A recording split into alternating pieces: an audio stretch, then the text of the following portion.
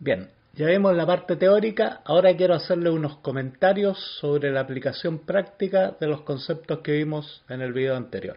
Lo primero que quería comentarles y repasarles un poco es el doble rol que como pequeños empresarios ustedes cumplen, por un lado como gerentes, administradores y por el otro lado como inversionistas. En las empresas grandes el inversionista, como vimos, tiene una dedicación exclusiva a revisar sus inversiones y vigilar a sus gerentes. Ustedes hacen las dos cosas. Estos dos papeles, el de gerente y el del inversionista, en cierto modo están confrontados. De cierta manera son contrarios. El administrador es ordenado, el administrador es cauteloso, el inversionista es loco, es arriesgado. Busca el riesgo porque ahí es donde está la ganancia. Como estos dos papeles son encontrados siempre en un pequeño empresario a predominar uno sobre otro. Algunos van a ser muy arriesgados, muy locos, otros van a ser demasiado conservadores y ordenados. Dependiendo de la etapa en que esté la empresa, se requieren de esas dos habilidades en distintas medidas. Existe algo que le llaman la ley de la trivialidad. La ley de la trivialidad dice que como es más fácil ser ordenado, los empresarios normalmente dedican mucho más tiempo a los problemas que son triviales, a pagar los impuestos, a mantener sus cuentas ordenadas, a controlar, que a los problemas fundamentales que son tomar decisiones, ver en qué invertir, ver cuándo entrar y cuándo salir de un negocio, etc. La segunda parte que vimos, que se refiere a la relación entre ventas y utilidades, tiene un montón de consecuencias para el pequeño empresario. Como vimos, para el empresario que tiene una empresa pequeña, lo más importante son las ventas. Ese es su problema fundamental. El empresario de empresa pequeña siempre vende poco. Tiene muchas utilidades y muy bajas ventas. Esto por la ley de rendimientos decrecientes. Hay que entender que esto no es un problema, este no es un defecto, sino que es una característica que siempre lo va a tener la pequeña empresa.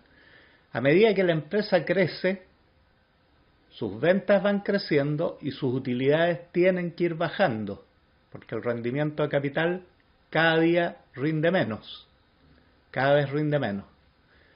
Mientras más capital ponemos, menos rendimiento vamos a obtener del capital. ¿Por qué? Cuando una empresa crece, empieza a tener gastos que antes no tenía. La señora que vende anticuchos en la calle no paga un peso de impuestos, no tiene personal, no tiene leyes sociales, sus costos son mínimos. A medida que va creciendo esa señora y quiere vender más, para vender más va a tener que invertir más y por lo tanto va a tener una subida en sus costos. Va a tener que contratar personal, va a tener que formalizarse, va a tener que tener los permisos, va a tener que cumplir con reglas sanitarias, va a tener que pagar impuestos, etcétera, etcétera. Probablemente para capitalizarse tendrá que pedir un préstamo al banco, ese préstamo tendrá que pagar intereses, que es capital con costo, y por eso sus rendimientos, a medida que sus ventas vayan creciendo, van a ir bajando. Hay que tenerlo eso claro. Empresa pequeña, utilidad muy alta, a medida que la empresa crece, sus costos van subiendo, su utilidad siempre va a ir bajando. El pequeño empresario normalmente cuando crece muchas veces no entiende esto y piensa que puede seguir con ventas muy altas y costos muy bajos. Eso es imposible. No se pueden subir las ventas manteniendo los costos bajos, no se pueden tener grandes ventas en una empresa informal, no se puede tener un gran capital si no se tiene acceso al crédito bancario, y cuando se tiene acceso al crédito bancario, este crédito tiene un costo, que son los intereses. Entonces tenemos una curva, podemos dibujar una curva que al principio la empresa cuesta mucho que crezca, porque para que crezca tiene que acumular capital. La señora que vende anticuchos ya vimos que recibía en el mes, lo que le alcanza más o menos para vivir, pero no le alcanza para guardar e ir acumulando capital de manera de ampliar su negocio. Un negocio que crece necesita una acumulación de capital, necesita ir ganando más capital del que gasta, irlo acumulando de alguna manera.